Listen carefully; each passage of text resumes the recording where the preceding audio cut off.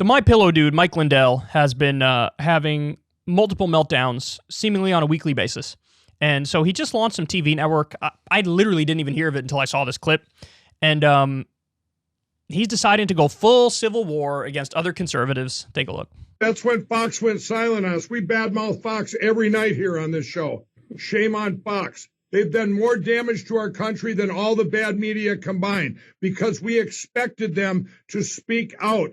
Just at least talk about at least be a journalist. It's like being a Weather Channel doctor and you can't report tornadoes or hurricanes. You can report everything else, but you can't report the worst thing, the election, or you can't talk about anything negative about the vaccines or therapeutics that work. You cannot do that on Fox. Fox is in on it. They're criminals to our country, period. Yes, I hope the Murdochs are watching.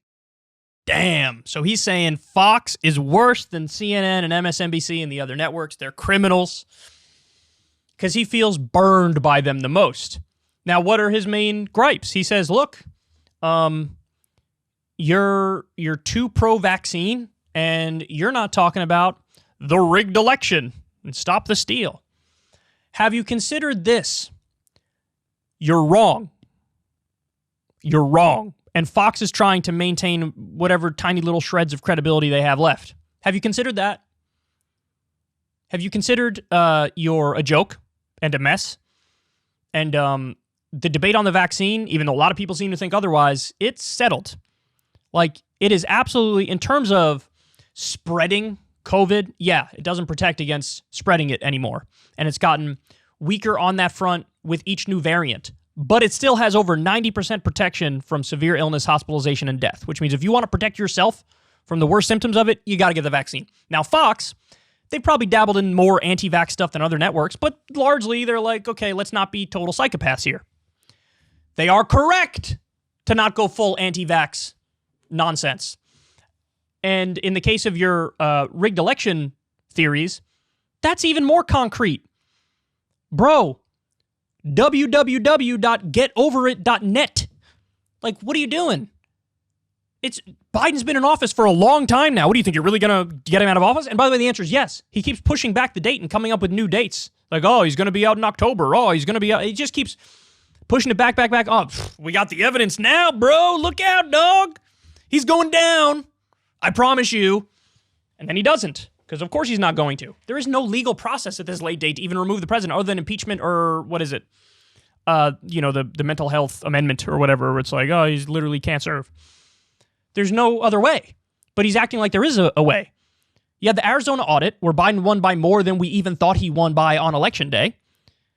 You had the 60 court cases where, Trump lost like almost every single one. And the only one he did win was like some procedural nonsense that didn't change the outcome at all.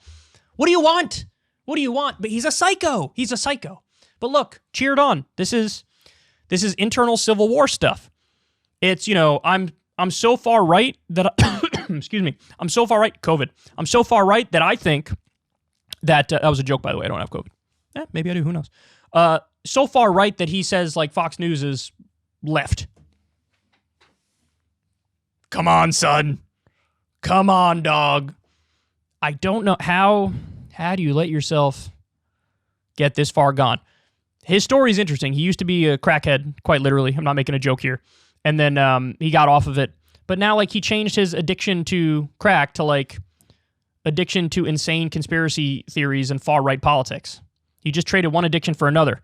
I know this might be controversial to say, but I think the crack addiction was better, bro. I really do. Sorry. I mean, it's embarrassing at this point. He's like, he's like a beautiful mind. He's got equations written on fucking chalkboards where he's saying, see, and that's how we know that Venezuela and Maduro helped overthrow and rig the voting machines and made it so that Joe Biden won because Joe Biden's actually really good friends with Maduro, even though they're currently trying to overthrow the Venezuelan government. But that's what happened with and this guy's been sued too by the companies that run the voting machines. Like, you're fucking lying and we could prove it. And, I don't know if he's been clonked yet in terms of having to pay a fine or whatever, but the guy's a mess, man. The guy's a mess. Send help. And Lindell TV, I would love to know what their ratings are. Because there's probably only 17 people watching it, and like 13 of the 17 are people like me watching it just to make fun of it. Hey, y'all, do me a favor and like and subscribe. It helps out big time in the algorithm. Click the bell as well for notifications when videos drop, and watch that video on screen right now. You know you want to.